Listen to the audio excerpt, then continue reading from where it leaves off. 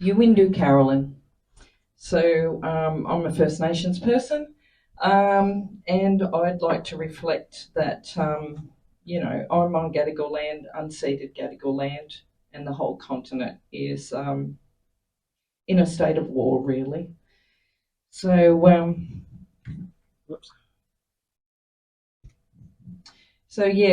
a public housing tenant, and I was living at 82 Wentworth Park Rd, Glebe, until I was evicted almost 3 months ago. I'm disabled, and my pronouns are they, them. We successfully had an occupation for 6 days at 82 Wentworth Park Road, and the first people that were forcibly evicted from our homelands are First Nations people. Day 2 of the occupation, Rose Jackson, the Housing Minister, said 82 Wentworth Park Road was going to be 100% public housing. But the DA says community housing. So, what's the problem here? I say no to demolishing a perfectly good building because of the housing crisis and people that are affected by it, especially us public housing tenants. It will be years for a new build to happen anyway. We need more good public housing now, solidarity with Waterloo,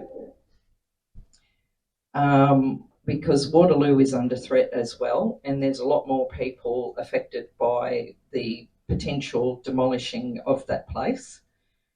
One of the people that was living in our building for about 1.5 years and got no decent supports is now living back across the road from 82 Wentworth Park Road in the park. He was shame. He was previously a rough sleeper there, and he's gone back to that because they didn't support him in public housing. I'm also speaking on behalf of Hands Off Glebe and Action for Public Housing. I've been involved in both for quite some time. And we try to support people with housing problems and, get them happening in housing. We believe that governments must be responsible for proper housing for all citizens. If they can plan to spend $500 billion on nuclear submarines, they can afford to build and maintain enough public housing for everyone.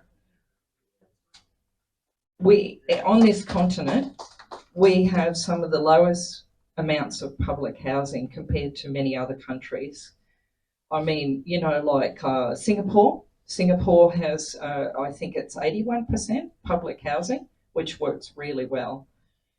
We've had, during this process, 3 people die. The only reason I have a half-decent public housing place right now is because one of my neighbours that was moved there has now died, and on his deathbed, he wished that I get that public housing place. I'm trying to remember what else I was going to say. But, always keep in your mind that when you're fighting for public housing, you're also fighting for Aboriginal rights, because there is a large percentage of Aboriginal people in public housing, and it is difficult enough to get public housing or any housing, and we're usually the first and most affected by that. And obviously, we're part of the working class as well.